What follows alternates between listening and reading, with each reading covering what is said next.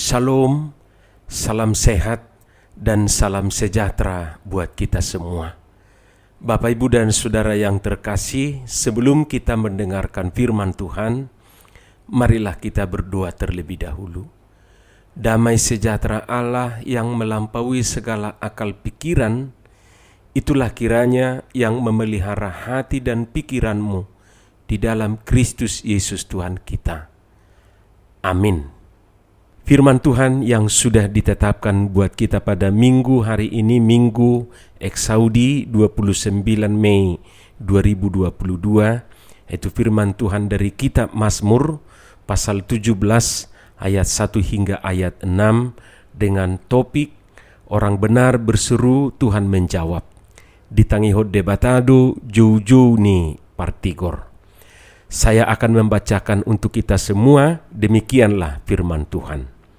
Doa Daud, dengarkanlah Tuhan perkara yang benar, perhatikanlah seruanku, berilah telinga akan doaku, dari bibir yang tidak menipu.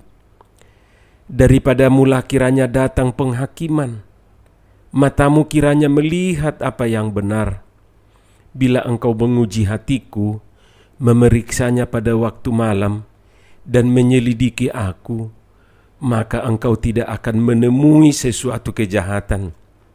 Mulutku tidak terlanjur tentang perbuatan manusia sesuai dengan firman yang engkau ucapkan. Aku telah menjaga diriku terhadap jalan orang-orang yang melakukan kekerasan. Langkahku tetap mengikuti jejakmu, kakiku tidak goyang. Aku berseru kepadamu karena engkau menjawab aku. Ya Allah, sendengkanlah telingamu kepadaku, dengarkanlah perkataanku. Demikian firman Tuhan. Saudara yang terkasih, siapakah yang dimaksudkan dengan orang benar? Apakah orang yang tidak pernah berbuat salah? Apakah orang yang selalu benar? Apakah orang yang sempurna? Apakah orang yang tidak pernah berbuat dosa? Atau orang yang suci tanpa noda dan dosa? Kalau itu yang dimaksud dengan orang yang benar, saya yakin, seyakin-yakinnya, tidak ada orang yang seperti itu. Mana ada orang di dunia ini yang tidak pernah salah? Mana ada orang yang sempurna? Karena kesempurnaan itu hanya milik Tuhan. Mana ada orang yang luput dari kesalahan dan dosa? Seorang ibu setengah baya bersoal jawab sama pendetanya. Si ibu ini kurang setuju dengan doa si pendeta yang meminta pengampunan dosa. Saya tidak setuju dengan doa Pak Pendeta yang meminta pengampunan dosa. Demikian jelas si ibu itu. Soalnya satu hari ini saya nggak kemana-mana. Saya di rumah saja. Bagaimana saya dapat dikatakan berdosa, bertemu satu orang pun tidak, melakukan sesuatu pun enggak? Kata si ibu itu seolah membenarkan dirinya. Justru itulah dosa ibu, kata si pendeta itu. Ibu tidak keluar rumah, padahal ibu tahu ada tetangga ibu yang sakit. Ibu sebetulnya dapat mengunjungi dan menghibur dia, tetapi ibu tidak melakukannya. Demikian jawaban si pendeta itu. Saudara, biasanya kan kita menganggap dosa itu sebagai perbuatan melakukan sesuatu. Tetapi sebetulnya justru tidak melakukan sesuatu pun itu adalah perbuatan dosa. Ketika kita misalnya harusnya melakukan sesuatu yang baik, tetapi kita tidak melakukan, itu dosa. Dalam arti itulah Tuhan Yesus menyebut kata kesalahan atau dosa dalam doa Bapa kami, yang mengatakan, dan ampunilah kami akan kesalahan kami. Kita mengatakan itu di dalam doa kita bukan karena kita barusan melakukan sesuatu yang melanggar hukum Tuhan. Bukan. Kalimat pengampunan di dalam doa Bapa kami itu mengingatkan kita semua bahwa tidak ada dari antara kita yang luput dari kesalahan dan dosa. Jadi kalau orang benar yang dimaksud adalah orang tanpa kesalahan dan dosa, tidak ada yang seperti itu di dunia ini. Yakinlah. Dari 10 hukum Taurat Tuhan, adakah yang sempurna melakukannya? Oh, tidak ada. Mungkin dia tidak berzina, mungkin dia tidak mencuri, mungkin dia tidak membunuh. Tetapi berbohong masih sering, melawan orang tua masih sering, marah-marah juga masih lumayan sering. Hanya bagi orang Bataklah mencuri itu tidak dosa. Takko raja katanya. Ya mungkin maksudnya mengambil terhormat secara terhormat. Kata raja di sana mungkin maksudnya mengambil secara terhormat atau mengambil secara baik-baik. Atau mungkin rajanya yang mencuri. Nah, kalau raja yang mencuri maksudnya tidak dosa. Enak aja. Yang namanya manako mencuri, mau manako sedikit atau banyak sama saja. Sama-sama mencuri. Mana ada dalam hukum Taurat ke-8 itu kita baca, jangan mencuri yang gede-gede. Tidak ada itu. Mau mencuri kerbau atau mencuri sandal jepit, sama-sama. Sama semua. Sama-sama mencuri namanya. Itu sebabnya Paulus mengatakan tidak ada yang benar, seorang pun tidak. Sebab tidak seorang pun yang dapat dibenarkan di hadapan Allah oleh karena melakukan hukum Taurat. Karena justru oleh hukum Taurat orang mengenal dosa. Itu yang dikatakan Paulus dalam Roma 3 ayat 10 dan ayat 20. Yakobus juga mengatakan begini, sebab barang siapa menuruti seluruh hukum itu tetapi mengabaikan satu bagian daripadanya, ia bersalah terhadap seluruhnya. Bisa kita baca nanti Yakobus 2 ayat 10. Ayat di atas semakin menegaskan kepada kita bahwa dengan melakukan hukum Taurat tidak ada yang benar. Kalau begitu siapa orang benar itu? Mari kita baca Mazmur 1 ayat 1 dan ayat 2. Mudah-mudahan ini menolong kita untuk lebih mengetahui siapa yang dimaksud dengan orang benar itu. Judulnya dibuat di situ, jalan orang benar dan jalan orang fasik. Berbahagialah orang yang tidak berjalan menurut nasihat orang fasik, yang tidak berdiri di jalan orang berdosa, dan yang tidak duduk dalam kumpulan pencemooh. Tetapi yang kesukaannya ialah Taurat Tuhan, dan yang merenungkan Taurat itu siang dan malam. Itulah orang benar. Jadi menurut Mazmur ini ciri-ciri orang benar itu adalah satu, ketika dia tidak berjalan menurut nasihat orang fasik, tidak berdiri di jalan orang berdosa, tidak duduk dalam kumpulan pencemooh, yang kesukaannya Taurat Tuhan dan merenungkannya siang dan malam. Saudara yang terkasih, jadi orang benar bukanlah orang tanpa dosa, bukan. Orang benar adalah orang berdosa, tetapi sadar bahwa ia berdosa. Oleh karena itu ia mencari Tuhan, ia mencari keselamatan.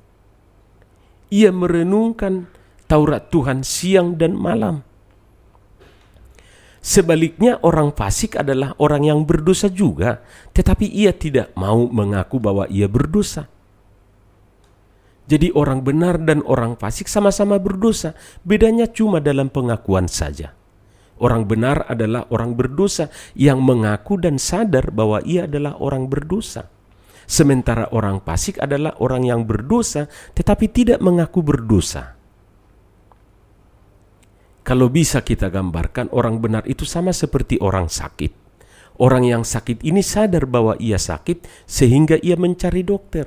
Ia mencari obat dan mengkonsumsi obat itu siang dan malam sesuai dengan petunjuk si dokter. Demikian jugalah orang benar. Orang yang sadar bahwa ia tidak benar, maka ia mencari Tuhan, membutuhkan Tuhan, mencari firman Tuhan dan merenungkannya siang dan malam. Tetapi orang fasik adalah orang yang sakit tetapi mengaku dirinya sehat. Di dalam perjanjian baru, terlebih di dalam surat-surat Paulus, Yang disebut dengan orang benar itu adalah orang-orang yang dibenarkan oleh Tuhan. Ditambah awalan di, jadi dibenarkan. Bukan orang yang membenarkan dirinya di hadapan Tuhan.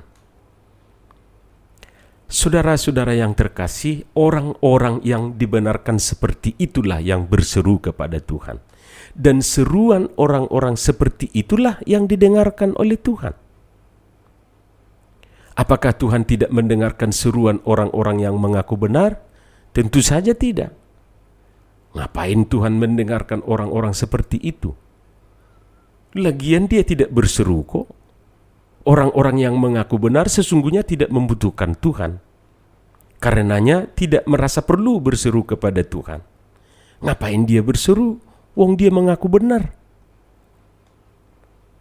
Sama seperti orang yang sakit tadi. Hanya orang sakitlah yang membutuhkan tabib. Selama dia tidak merasa sakit dan mengaku sakit, ngapain dia mencari tabib?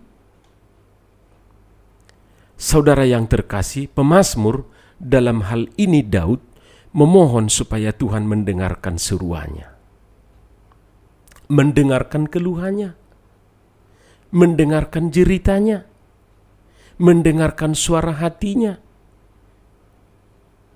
Dia sedang dalam tekanan dari orang-orang yang tidak menghendakinya. Dia berseru kepada Tuhan karena dia mengenal dirinya siapa di hadapan Tuhan.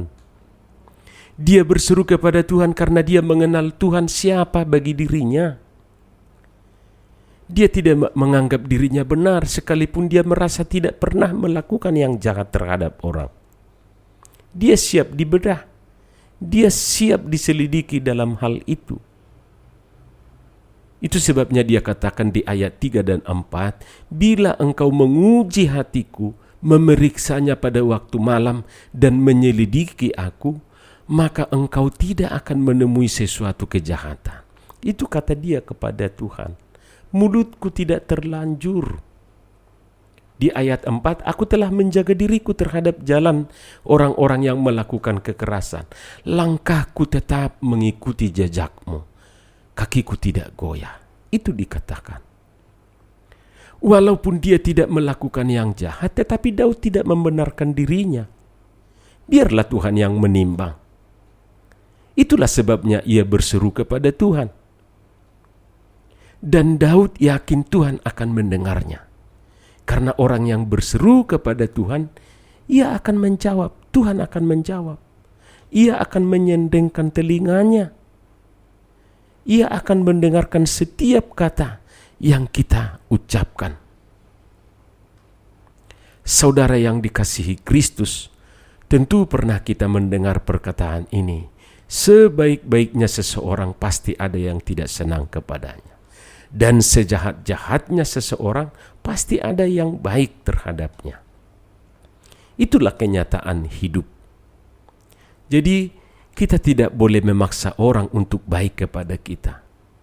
Biarlah mereka baik terhadap kita, ya karena perbuatan baik kita. Dan jika ada orang yang tidak senang, yang jahat dan sirik kepada kita, padahal kita melakukan yang baik, itu juga tidak bisa kita larang. Karena orang bebas menilai kita.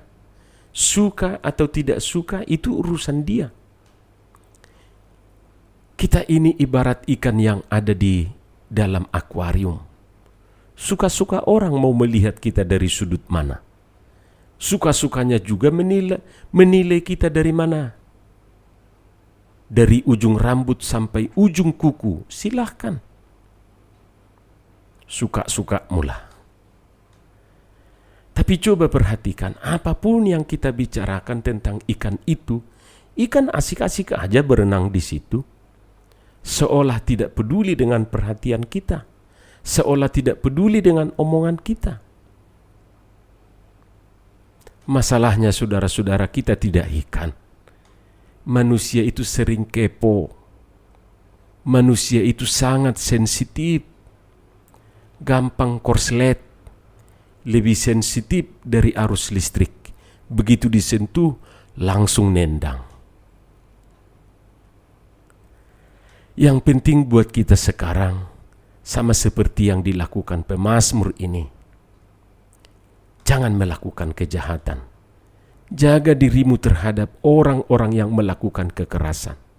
Pastikan langkahmu tetap mengikuti jejak Tuhan. Itu bagian yang harus kita kerjakan. Itu tugas kita. Urusan terhadap orang yang tidak senang dengan kita, serahkan pada Tuhan. Itu bagian Tuhan. Tuhan pasti bertindak sesuai dengan hukumnya. Karena itu berserulah kepada Tuhan, engkau pasti dijawabnya. Amin. Mari kita berdoa. Terima kasih Tuhan untuk firman-Mu yang sudah kami dengarkan, yang sudah kami terima. Biarlah firman ini sungguh-sungguh berakar dan bertumbuh di dalam hidup kami, supaya firman ini membuahkan buah-buah yang baik, buah-buah yang manis. Terima kasih Tuhan. Dalam nama Yesus Kristus kami berdoa dan mengucap syukur. Amin.